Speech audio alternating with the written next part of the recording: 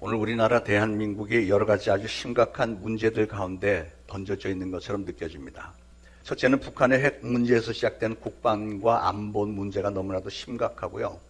또 정치인들은 분열이 돼 있죠. 한쪽에서는 평화를 유지해야 되는데 한미 연합훈련을 하면 되겠느냐, 왜 국군의 날에 그렇게 많은 돈을 들여서 국군 퍼레이드를 했느냐, 왜 공포 분위기를 조성하느냐, 전쟁광이냐, 휴전선의 GP 초소들 다 없애야 한다 하고 주장하는 쪽이 있는가 하면, 또 다른 한쪽에서는 무슨 소리냐, 우리가 국방을 강화해야 저들이 넘보지 못한다, 국군의 날 퍼레이드는 국방력에 의한 평화가 답이기 때문에 국가적 안보 축제를 한 거다, 그리고 GP 초소들은 다시 다 복구해야 된다, 이렇게 완전히 전혀 반대 의견들로 민심이 둘로 쪼개져 있는 상황이고요. 그러나 현실은 여전히 북한은 그 어느 때보다도 더 강경하게 핵무기를 개발하고 들켜쥐고 있고, 최근에는 러시아에 어마어마하게 많은 무기를 팔아먹을 정도로 그들의 국방력이 강하고요. 여차하면 우리에게 핵폭탄을 발사할 수도 있다고 으름장을 놓고 있고, 그래서 우리 한반도에 불안감은 사라질 줄 모르고 있습니다. 게다가 정치인들은 보면 민생 돌볼 생각은 관심도 아예 없고 다 뒷전으로 제쳐놓고 그저 수백 년 동안 해왔듯이 당파 싸움에만 여념이 없고요. 의료계 문제도 점점 심각해지고 있고, 이런 모든 것을 볼 때 우리가 살고 있는 이 사회는 전반적으로 보면 사람들이 모두가 다 자기 입장에서 자기 이익만 추구하고 있으니 나라가 얼마나 시끄럽고 우리 국민들은 얼마나 불안한지 모르겠습니다. 그런데 그런 것도 불안하고 시끄럽지만 그것보다 훨씬 더 심각하게 제가 생각하는 것은, 그런 와중에 교회들이라도 좀 신앙적으로 신실하게 세워져 있으면 참 좋겠는데, 우리나라 기독교 교계가 이단들이 그 어느 때보다도 더 왕성하고 난무하고, 소위 정통교회라고 하는 교회들도 신앙이 많이 퇴색이 되고 변질이 되어 있는 것 같습니다. 저는 오늘날 우리 민족의 영적 상태가 참으로 불안한 가운데 우리는 지금 하나님으로부터 경고를 받고 있다고 생각을 합니다. 그래서 저는 오늘 우리 민족이, 특히 교회와 성도들이 하나님 앞에서 속히 회개하고 또 우리의 신앙의 방향, 이 민족의 방향을 올바로 잘 잡게 되기를 간절히 기도하고 있습니다. 우리나라가 속히 이런 혼란의 상황에서부터 벗어나고 진정한 하나님의 축복을 누리는 민족이 되기 위해서는 우리는 무엇을 해야 되느냐? 아주 중요한 거는, 오늘날 사람들이 보면 인본주의에 많이 빠져 있어요. 우리가 인본주의하고 신본주의를 생각을 할 때, 인본주의는 사람 위주, 신본주의는 하나님 위주인데, 신앙은 인본주의가 아니고 신본주의입니다, 여러분. 하나님의 뜻 가운데 하나님이 우리를 지었고 우리는 하나님의 뜻에 맞춰서 사는 것이, 이게 올바른 신앙이잖아요. 그래서 우리는 하나님이 기뻐하실 만한 신앙으로 좀 돌아서서 하나님의 은혜와 축복 안에 좀 머물러 있어야 되겠는데, 그런데 악한 마귀는 자기의 마지막 시간이 이제 점점 가까워진 걸 알기 때문에 아주 최후의 발악을 하면서 우리 인간 사회를 막 그냥 휘젓으면서 특히 교회를 무너뜨리려고 하고 있고요. 그래서 오늘 우리나라의 상황은 점점 더 걷잡을 수 없는 혼란과 불안의 소용돌이 속으로 급속도로 빨려 들어가고 있구나 하는 생각을 금할 길이 없습니다. 그런데 여러분, 우리가 반드시 기억해야 할 것은 환란이나 고난, 그런 것들이 우리를 망하게 하는 게 아닙니다. 환란이나 고난은 오히려 우리 개개인과 교회와 민족을 다시 살릴 수 있는 절호의 기회라는 사실도 아시기를 바랍니다. 우리가 이 환란을 속히 극복해야 되겠다고 하는 이 절박감을 야기시키는 자극제와 계기가 되기 때문에 오히려 환란이나 고난은 우리에게 새로운 것을 창조해낼 수 있는 좋은 기회가 될 수가 있는 거예요. 환란이 올 때 그러면 우리는 뭘 어떻게 해야 할까 생각을 해봤습니다. 미국 북서쪽에 와이오밍 주가 있고 럭키 산맥이 이렇게 쫙 지나가는데, 럭키 산맥에 그 옐로스톤 파크라는 국립공원이 있습니다. 이 국립공원이 얼마나 큰지 서울 경기 합한 것보다 더 큽니다. 공원 하나가. 그래서 야생동물의 천국이라고 불리는데, 그 공원 안에는 바이슨, 버펄러라고 하는 큰 들소들 있잖아요. 막 허리 이런 아주 어마어마하게 큰 들소들도 많이 있고, 말보다도 훨씬 더 큰 그 엘크, 순록이라고 하는 그런 사슴처럼 생긴 짐승들, 늑대들, 곰 이런 것들이 많고요. 폭포와 계곡과 온천과 1만 개가 넘는 간헐천이 있는데, 세계에서 가장 커다란 250개의 간헐천 중에서 200개가 거기에 있어요. 그 옐로스톤 파크에 다 들어있어요. 그러니까 얼마나 큰 공원인지 알 수가 있겠죠. 저도 차를 타고 지나가면서 본 적이 있는데, 가도 끝이 없는 공원인데, 근데 참 기가 막힌 건 그 공원 안에는 1년 내내 어딘가에는 산불이 붙어 있어요. 갈 때마다 보면 산불이 여기저기서 막 타고 있습니다. 그러면 난리가 날 것 같은데 미국에서는 그거 끌려고 하지 않습니다. 내버려 둡니다. 손을 댈 수가 없어요. 거긴 뭐 차가 들어갈 수 있는 것도 아니고, 뭐 그러니까 내버려 두면, 그러면 이제 언젠가는 비가 와서 꺼지기도 하고, 그러면 그 불이 탔던지 아니면 다 폐허가 될 것 같은데 그렇지 않고 몇 년 후에 보면 또 나무들이 오고 생겨나고 또 짐승들이 다시 돌아오고 해서 생태계가 다시 그냥 저절로 자연스럽게 복원이 된다고 하죠. 이게 바로 하나님의 놀라운 창조의 섭리입니다. 그러므로 우리는 우리가 당면한 이런 모든 문제를 우리를 창조하신 하나님의 섭리에 다 맡기고 하나님의 뜻 가운데 행하면은 다 문제가 해결이 될 것 같은데요. 우리나라도 오늘날 많이 어렵지만 우리는 상황을 잘 분석을 좀 해봐야 되겠습니다. 그래서 지금까지의 잘못된 도덕과 잘못된 삶의 습관들을 다 버리고 하나님을 진정 경외하는 새로운 국민성으로 돌아서는 기회, 지난주에 설교드린 대로 회개해서 돌이키는 기회로 삼아야만 우리나라는 미래의 소망이 있을 줄로 믿습니다. 27년 전 IMF 때를 여러분 기억하시겠는지 모르겠습니다. 그 IMF 터진 이후로 범죄가 대폭 증가가 되었고요. 자살하는 사람들이 그때 많이 증가했다고 했습니다. 그런데 그때에 비해서 오늘날 우리의 경제를 보면 언뜻 보기에는 GDP도 전 세계적으로 상당히 높고 잘 사는 나라여야 맞는데, 그런데 보면 잘 사는 사람들은 어마어마하게 잘 살아요. 예, 몇 천억을 가진 사람들도 많고 몇백억, 몇십억, 웬만한 사람들은 몇십억짜리 아파트 서울 강남 지역엔 다 갖고 있잖아요. 잘 사는 것 같은데 실제 대부분의 국민들은 IMF 때만큼이나 심각하게 경제적으로 힘들다고 합니다. 가정이 파탄되고 이혼이 많고 자녀들을 그래서 낳지도 않고 많은 청소년들이 탈선을 하고 기업들마다 어려움이 많고 그래서 조기 은퇴들을 시키고 그래서 실직을 당하는 일들이 빈번하니까 생활이 어려워지고 그러다 보니까 수많은 사람들이 자포자기하고 술과 마약에 중독되고 우울증에 빠지고 막 이런 사람들이, 그러니까 무시무시한 그냥 묻지마 범죄들도 굉장히 많이 벌어지고 있잖아요. 그 어느 때보다도 마약 중독된 사람들이 이렇게 많습니다. 교회들도 어려운 상황 가운데 빠져 있습니다. 코로나의 후유증이 예상보다도 훨씬 더 커서 코로나 이후로 계속 교회들이 침체가 되고 예배나 신앙활동의 양상들이 많이 변질이 되고 있습니다. 교회들이 자기 교회들의 현상 유지 및 사람들을 더 끌기 위해서 여러 가지 이상한 일들을 하죠. 교회 공간에다가 어린이 놀이터도 만들고 막 기구들, 장난감, 애들 놀 수 있는 공간도 만들어주고 노인들 복지 사업에 그 어느 때보다도 신경을 많이 쓰고 있습니다.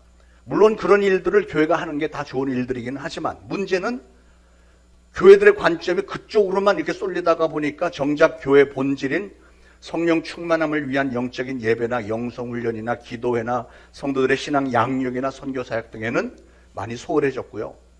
그 증거로 유명한 부흥 강사들을 아무리 유명한 사람들 데려다 놔도 사람들이 모이지 않습니다. 호응도가 높지 않습니다. 그런 걸 고려해 보면 우리가 지난 주간부터 순수하게 기도로 오늘 우리가 당면한 문제를 해결해 보겠다고 21일 다니엘 금식 새벽 기도를 시작을 했는데, 정말 감사하게도 지난 일주일 내내 전 교인의 3분의 1 이상이 매일매일 참석했다는 사실. 그리고 참석한 분들 명단 이렇게 쭉 보니까 우리 교회 성도들의 절반 이상이 최소한 한 번씩은 새벽 기도에 나왔더라고요. 그래서 우리 교회가 정말 소망이 있다고 생각합니다.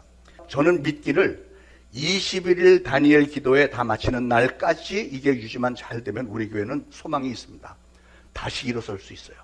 이게 오늘 설교 제목입니다. 다시 일어설 수 있어요. 중요한 건 우리가 이걸 마지막 날까지 끝까지 계속해야 된다는 거예요. 하다가 말면 별로 소용없고 더군다나 열심히 해놓고 마지막 날 안 나타나면 그것도 별 소용이 없는 거죠. 왜냐하면 다니엘이 기도응답을 받았던 날이 바로 21일째 되는 마지막 날이었으니까. 다니엘이 20일 동안 기도응답을 받을 때까지 계속 금식하면서 기도를 했는데 다니엘서 10장에 보니까 천사가 하나님의 응답을 가지고 다니엘에게 내려오는 중에 바사국의 군주 즉 마귀에게 붙들렸어요. 마귀에게 방해를 받았습니다. 감금을 당했는데 그러나 천사 군장 미가엘의 도움으로 풀려나서 하나님의 기도응답을 다니엘에게 21일 만에 전달을 해줬죠. 우리의 기도도 최소한 그렇게 21일 만에 응답받게 될 줄로 믿습니다. 그러기 위해서는 쉬지 말고 21일 내내 기도를 해주셔야 되겠죠. 여러분, 우리 신앙인들에게 이렇게 적극적으로 매달리는 자세는 너무나도 중요합니다. 성경에 보면 야곱은 어려움을 만났을 때 정말 하나님 앞에 간절히 부르짖어 기도했고 그래서 하나님의 인도하심을 받았고 마침내 많은 축복을 받았죠. 이방 여인 룻이라고 하는 여인은 남편과 사별한 후에 시어머니 나오미의 신앙을 따라서 살겠다고 자기의 고향 이방 땅을 떠나서 베들레헴까지 따라와서 먹고 살기 위해서 그냥 남의 밭에 가서 이삭을 주우면서 부지런히 일을 했을 때 그 밭의 주인이었던 보아스라는 참 좋은 남편을 만났고, 그래서 엄청난 복을 누리게 됐고, 마침내는 예수 그리스도의 육신의 혈통의 족보 안에까지 들어가게 됐습니다. 혈우증을 앓던 여인은 예수님의 옷자락만 만져도 내가 병이 났을 것 같아. 그래서 몰래 예수님에 가서 옷자락을 만지는 바람에 병이 낫고 실질적으로 구원을 받았죠. 에스더가 금식하면서 기도했을 때 자기의 민족, 유대민족 전체가 다 죽임을 당할 뻔했는데 그 위기에서 구원을 받았습니다. 욥은 그렇게 끔찍한 고난 중에서도 하나님의 선하심과 공의로우심을 전적으로 굳게 믿었기 때문에 신실한 믿음을 끝까지 지켰고요. 그것으로 인해서 결국은 갑절의 축복을 받았다고 했잖아요. 여러분, 우리도 오늘의 어려운 상황을 우리가 다시 제대로 일어날 수 있는 기회라고 딱 믿고, 지나간 날들의 잘못들을 다 회개하고 접고 이제는 소망을 가지고 돌이켜서 하나님 앞에 나와서 힘을 다해서 오늘 본문에 나오는 말씀처럼 썩지 않을 것을 위해 부르짖고 매달려야 되겠습니다. 방향을 그렇게 잡고 달리기만 하면 되겠어요. 그러면 우리는 더욱더 놀라운 기적을 일으키는 민족으로 다시 일어서게 될 줄로 믿습니다. 여러분, 한 인생의 삶을 보아도요, 모든 인생들은 그 인생의 과정 가운데는 굴곡이 있고 어려움이 있습니다. 여러분의 가정도 마찬가지고 우리 교회도 마찬가지고 우리 민족도 마찬가지고 다 마찬가지입니다. 이 세상에 아무리 잘 나가는 사람도 처음부터 끝까지 다 잘 나가는 사람은 없어요. 잘 나가다가 실패할 때도 있고 실패했다가 또 다시 일어서기도 하고 그런 겁니다. 언젠가 실패했던 경험이 있었던 사람이, 반드시 그런 경험이 있는 사람이 성공하게 됐어요. 아인슈타인도 처음부터 천재가 아니었습니다. 그는 학교 선생으로부터 얘는 가망성이 없는 애입니다 라는 평가를 받았으나 그 부모는 실망하지 않고 아인슈타인에게 쉐마 교육이라는 걸 시켰어요. 쉐마 교육. 쉐마 교육이 뭐냐면 유태인들의 가정교육이 제일 유명한데요. 그게 바로 쉐마 교육인데, 그게 뭐냐면 하나님의 말씀을 가르치는 교육이었어요. 쉐마라고 하는 말은 히브리 말로 들으라는 뜻입니다. 들으라. 쉐마 이스라엘. 그래서 이스라엘아 들으라. 성경에 많이 나오잖아요. 특히 이스라엘아 들으라. 너는 마음을 다하고 성품을 다하고 뜻을 다하여 주 너의 하나님을 사랑하고 앉았을 때나 누웠을 때라도 이것을 가르쳐라 하는 것이 쉐마 교육의 골자입니다. 그러니까 자나깨나 자녀들에게 하나님의 말씀을 가르치라는 거예요. 그래서 쉐마 교육은 하나님의 말씀을 듣는 것이 먼저다 이거예요. 자녀들이 하나님의 말씀을 듣기 위해서는 부모들이 하루 종일 수시로 말씀을 들려줘야 되는 거예요. 그렇기 때문에 그 이스라엘이 아주 단단한 신앙의 민족이 될 수 있었던 거죠. 여러분, 인생은요, 방향을 어느 쪽으로 잡느냐가 중요합니다. 미련한 사람도 귀를 하나님께 향해서, 하나님의 말씀을 향해서 말씀 따라 살려고 애를 쓰면 그 사람은 훌륭한 사람이 될 수 있는 거고, 반면에 아무리 머리가 좋은 사람이라도 마귀의 음성에 귀를 기울이면 마귀의 사람이 되고 마는 법이야. 근데 오늘날 마귀의 음성이 사방에서 들려오는데 분별이 안 되니까 사람들은 마귀의 음성을 쫓아가는 사람들이 너무 많으니까 세상이 점점 혼탁해지는 거예요. 여러분, 100여 년 전에 1907년 미국의 경제공황이 왔을 때 드와이트 L. 무디 목사님이 나와서 영적 회복운동을 일으켰기 때문에 몰락해가던 미국이 다시 살아났습니다. 영국이 엉망이 되었을 때 웨슬레 형제가 등장해서 옥스퍼드 대학에서부터 말씀 운동을 일으키고 기도 운동을 일으켜서 영국을 살려냈습니다. 그룬투비 목사가 덴마크를 위기에서 건져냈습니다. 오늘날 우리는 이 어려운 때 모든 책임을 어떤 특정한 정치인들이나 집단들에게 전가할 게 아니라 하나님을 먼저 믿고 하나님의 뜻을 먼저 알게 된 우리가 책임을 좀 절감을 하고, 그래서 우리 자신부터가 하나님의 앞에서 하나님, 우리 민족 좀 도와주세요. 우리 교회 좀 살려주세요. 우리 가정 살려주세요. 이렇게 간절히 부르짖어 간구하면서 회개 운동을 일으켜야 되겠습니다. 지금 우리는 누가 누구에게 손가락질 할 때가 아닙니다. 자꾸 누구에게만 손가락질을 하면 분열은 더 커져가고요. 회복되기가 힘들어요. 누가 판단할 때 저 사람이 분명히 잘못했다고 그 사람을 공격해야 되면 그 사람이 공격만 당하나요? 같이 맞서서 반격을 하니까 막 엉망진창이 돼버리죠. 오늘날 뉴스에서 제일 많이 들리는 말이 서로 야유하고 비방해야 되는 그런 거 아닙니까? 근데 그렇게 서로가 서로를 손가락질하면서 비방을 해야 되는데 남을 비방해야 되고 공격해야 되는 그 사람은 과연 그렇게 의로운 사람이던가요? 아니, 오히려 더 많은 범죄, 더 많은 잘못, 문제가 있는 사람들이 더 비방을 해야 되지 않던가요? 인간 사회가 지금 이렇게 되고 있습니다. 여러분, 물론 정치하는 사람들도 문제가 있고 경찰, 군인, 검찰, 법조계 다 문제가 있습니다만 잘 생각해 보면 우리 모두, 저와 여러분, 우리가 다 함께 책임을 지고 가야 할 문제들입니다. 여러분은 이런 얘기를 들으면 좀 억울하실지 모르겠지만 우리가 다 함께 책임을 져야 돼요. 교회도 회개할 것이 많고요. 목사나 기업가들과 모든 국민들도 함께 다 반성하고 회개하고 이제 우리가 정말 나라의 앞날을 위해서 또 교회의 앞날을 위해서 우리를 향하신 하나님의 뜻을 잘 헤아려서 이를 잘 성취하기 위해서 한마음 한뜻으로 하나가 되어서 일어나야 될 때입니다. 예, 다시 일어나야 될 때입니다. 어느 누구 한두 사람에게만 자꾸 책임을 전가시키다 보면 결국은 똑같은 일이 계속 반복이 되는 거예요.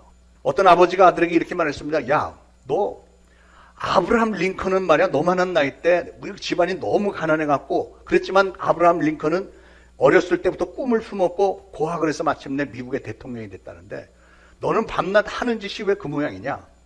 그러자 아들이 뭐라고 하냐면 아니 아버지 링컨은 아버지 나이에 대통령이 됐다는데 아버지는 뭐예요?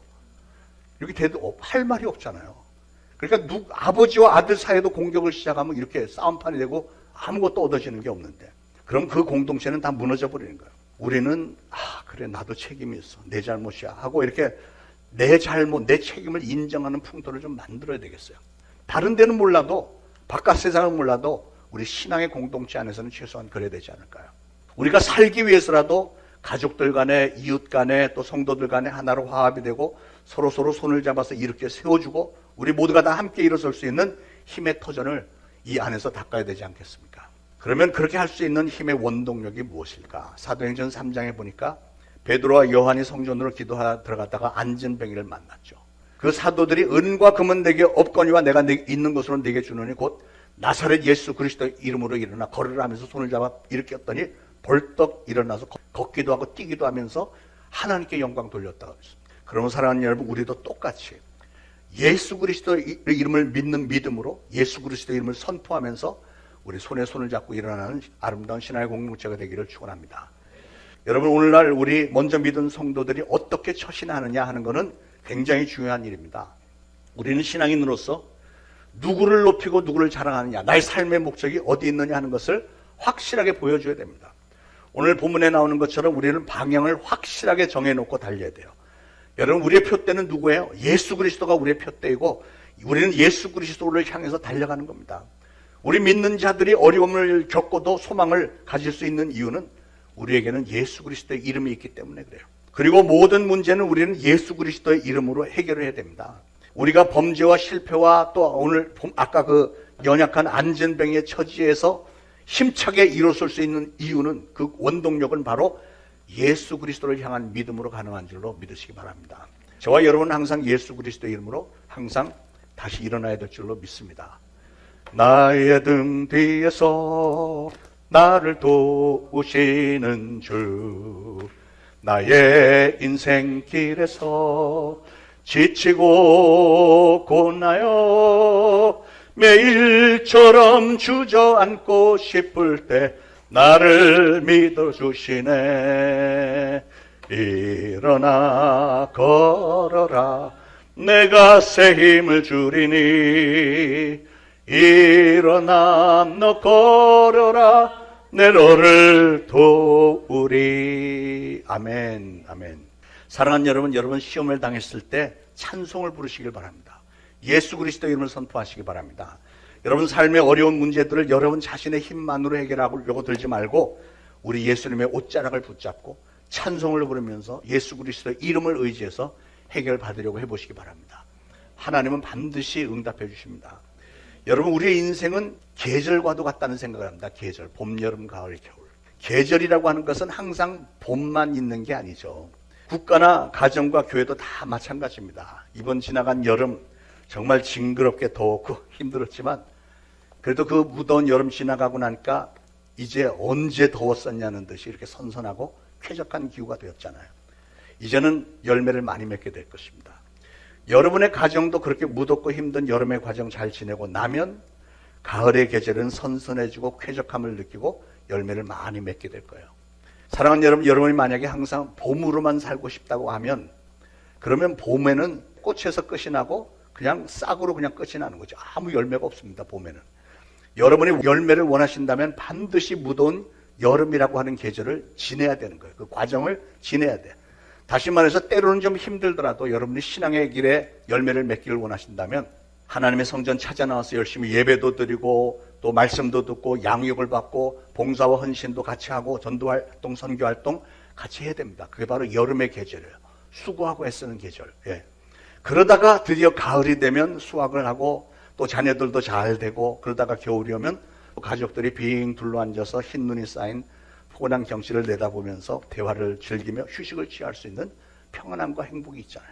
여러분의 인생이 그렇고 가정도 그렇고 교회도 그렇고 나라도 다 마찬가지입니다. 여러분 신앙생활을 하다 보면 항상 은혜만 받는 게 아니에요. 어떤 때는 설교 말씀에 찔림을 받을 때가 있고 어떤 경우는 상처를 받을 때까지도 있습니다. 그러나 그게 신앙의 과정이에요. 그러므로 여러분 어려움을 만났을 때, 환난을 만났을 때 너무 낙심하거나 좌절하지 마시길 바랍니다. 왜냐하면 무더운 여름이 지나면 선선한 가을이 오고요. 또 혹독한 겨울 후에는 따뜻한 봄이 오듯이 오늘의 환난 기간이 지나가면 좋은 시절이 언젠가는 다시 올 것을 믿으시기 바랍니다. 여러분 어떤 나라는 봄이 없는 나라도 있고요. 여름이나 겨울이 없는 나라도 있습니다. 그러나 우리에게는 사계절이 있다는 게 특별히 축복받은 민족 아닙니까? 여름 후에는 가을이 오고 겨울 후에는 민들레와 할미꽃, 진달래가 미소 짓는 봄을 기다린다. 이게 생각만 해도 얼마나 참 행복합니까? 우리는 그런 소망을 갖고 살아야 행복한 게 지금 힘들지만 이 과정 지나면 봄날이 올 거야. 가을에 열매가 맺어질 거야. 이런 소망이 있잖아요. 여러분 우리 기독교 신앙은 경주하는 것과 마찬가지입니다. 경주. 사도 바울은 우리의 신앙을 마라톤에 비유를 했잖아요. 신앙은 경주입니다. 성경에는 그래서 경주에 대한 말씀이 많이 나오는데, 만약에 사도 바울이 요즘에 살았더라면 사도 바울은 분명히 월드컵에 대한 얘기를 했을 것 같아요. 옛날에 우리나라 월드컵에 기대를 걸었다가 2패 1무로 무너진 적이 있었습니다. 온 국민이 화가 나고 낙심해서 그때 그 감독 차범근 감독을 홧김에 해임시켰고 부상금 한 푼도 안 줬습니다. 시합에 졌다고 해서 그렇게까지 하는 나라는 아마 우리나라밖에 없을 것 같아요. 그렇게 차 감독을 해임했을 때 차범근 감독이 잘했던 것은 국민들은 기억조차 하지 않았습니다. 우리나라의 축구의 위상을 그 정도로 높였던 거는 다 싹 잊어먹었고, 그 한 게임 진 것만 갖고 그렇게 분해갖고 인정사정 없이 다 내쳐버렸습니다. 여러분은 제발 그러지 마시기 바랍니다. 우리 성도님들 다들 하나같이 수고하고 애쓰고 하는데 그렇게 내치지 마시고, 성도님들끼리 물론 그러지 마시고 여러분 담임 목사에게도 그러지 않으면 좋겠어요. 할렐루야. 하하하. 근데 우리 예수님 같으면 차범근 감독에게 어떻게 했을까? 그때 막 내침을 당했을 때 아마 범근아 분하지, 괜찮아, 그동안 수고한 것도 정말 잘했어 하면서 보상금도 좀 주고 이러지 않으셨을까? 여러분 축구 게임은 3박자 게임이죠. 축구 게임 3박자가 뭘까요? 개인기, 그리고 팀워크하고 패스하는 거, 그리고 골인. 이게 잘 연결이 되어야 승리할 수 있는 거예요. 그 중에 첫 번째는 개인기인데, 개인기. 축구에서 개인기는 일단은 본인의 실력입니다. 본인이 노력해야 되는 부분이에요. 개인적인 실력이 좀 있는 사람이라야 그 축구팀에 들어갈 수 있고 팀워크가 이루어질 수 있고 패스와 골인으로 연결시킬 수 있는 것이죠. 그런데 여러분 신앙도 똑같다는 거예요. 신앙도 개인적으로 열심히 노력을 해서 성경 말씀과 예수 그리스도를 믿는 믿음과 기도로 기본적인 신앙을 갖춰야 됩니다. 축구 선수가 늘 축구공을 가지고 놀아야만 실력이 늘어나듯이 우리 성도들도 항상 성경책을 갖고 놀면서, 아니 성경 말씀 따라서 신앙생활을 해야만 믿음이 자랄 수 있는 거죠. 우리는 교회 안에서 신앙생활을 할 때 예수 그리스도 안에서 믿음을 귀하게 여겨야 됩니다. 그래서 항상 하나님의 말씀과 교회 생활 안에서 우리는 살아야 되는 거예요. 그런데 개인기는 여러분 그 코치한테서 코치를 잘 받아야 됩니다. 그냥 축구공 뛰고 맨날 뛴다고 해서 실력이 막 느는 게 아니고 코치를 잘 받아야 개인기도 늘어나고 팀워크도 잘 되고 이렇게 하는 거잖아요. 스포츠 선수가 좋은 코치를 만나야 하듯이 신앙생활도 여러분 혼자서는 안 되고 담임 목사의 코치를 잘 받아야 돼요. 저는 여러분의 코치 노릇을 하기 위해서 여기 서 있는 사람인데, 축구 게임의 중요한 건 첫 번째는 개인기고 두 번째는 팀워크와 패스라고 그랬죠. 개인의 실력은 좀 약해도 팀워크가 좀 좋으면 아주 그 적시에 서로 주고받으면서 찬스가 올 때 탁 이렇게 골인을 연결할 수 있듯이 우리 신앙생활도 서로에게 봐서 이렇게 서로 패스를 잘해줘야 돼. 예. 신앙생활의 이 팀워크라고 하는 것은 너무나도 중요합니다. 서로 주고받고 또 우리가 받은 은혜, 우리가 받은 물질, 감사 이런 거 다 서로 나누는 거예요. 예배는 그래서 성도들이 한 신앙의 공동체 안에서 모여서 서로 나누는, 은혜를 나누고 사랑을 나누고 하는 시간입니다. 우리가 감사 찬송 기도를 하나님께 드리면 하나님은 우리의 생명과 건강과 풍요로움과 평안함으로 우리를 축복을 해주시는 거예요. 우리가 하나님께 올려드리면 하나님은 부어주십니다. 이렇게 서로 패스하고 받고 이렇게 하는 거예요. 그러면 우리는 하나님께 감사하고 우리가 받은 그 축복을 이웃들에게도 나눠주고 또 사랑을 나눠주는 것이 이게 성도들의 팀워크고 패스가 되는 거죠. 교회 안에서 우리는 신앙의 팀워크와 패스하는 법을 배웁니다. 여러분, 우리 모두는 다 한 팀으로서 서로 다 필요하고 존귀하게 생각을 해야 가능한 일이죠. 내가 최고다 이게 아니고 당신이 최고야. 당신 없으면 아무것도 안 돼 하면서 서로 격려하면서 한 팀을 이루는 거죠. 여러분, 저 나름대로 부흥하는 교회를 많이 연구를 해보면 어떤 경우는 엄청나게 부흥을 했는데 그렇다고 해서 담임 목사님 뭐 대단한 것도 아니에요. 평범한데 막 부흥하는 교회들이 많잖아요. 그러니까 교회 부흥은 목사 혼자서 하는 게 아니에요. 하나님께서 주신 은혜를 가지고 담임 목사와 성도들이 서로 패스를 잘하고 팀워크가 좋으면은 교회가 부흥이 되는 거죠. 하나님이 우리에게 주신 것들을 우리의 시간과 재능과 재물을 다 내 거야 주장하지 않고 하나님이 우리 모두에게 맡기신 거니까 서로 나눠 쓰면서 같이 호흡만 맞춰 나가면 그래서 팀워크를 잘 이루면 교회는 부흥이 되는 겁니다. 교회가 부흥이 되고 모든 일이 잘 돼갈 때 다 내 덕분이지 그러지 않고 모든 것이 다 하나님의 은혜 가운데서 우리가 사랑의 팀워크를 잘 이루게 해주셔서 감사합니다 하면서 모든 영광을 하나님께 올려드리니까 하나님께 패스를 했더니 하나님께 더 많은 축복을 부어주시는 거예요. 사랑하는 여러분, 이제는 여러분과 여러분의 가정과 우리 민족이, 우리 교회가 다시 일어나야 할 때라고 저는 생각합니다. 지금의 이런 상태에서 그냥 머물러 있으면 안 되잖아요. 내게 능력 주시는 자 안에서 우리가 모든 일을 할 수 있다. 믿으시기 바랍니다. 오늘의 결론입니다. 그러면 승리하는 삶을 위해서 우리는 무엇을 어떻게 해야 할까? 상급을 받기 위해서 방향을 잘 잡고 오늘 주신 말씀대로 내 몸을 쳐서 복종하게 하면서 방향을 잘 잡고 달려야 되는 거예요. 그것만 하면 됩니다. 여러분, 우리 선한 목자 되신 예수님은 오늘 우리에게 일어나서 달리라 이렇게 명령하십니다. 그러므로 우리 모두는 하나님의 뜻을 지켜 행해야겠다고 다시금 결단하고 다시 힘을 내서 일어나야 할 때입니다. 사랑하는 여러분들은 여러분의 평생에 어떠한 어려움이 닥쳐온다 할지라도 우리 주님 예수 그리스도를 의지하시고 또 넘어지더라도 곧바로 일어나서 저 천국의 금메달 상급을 바라보시면서 열심히 달리시는 진정한 신앙의 경주자들이 되시기를 축원을 드립니다.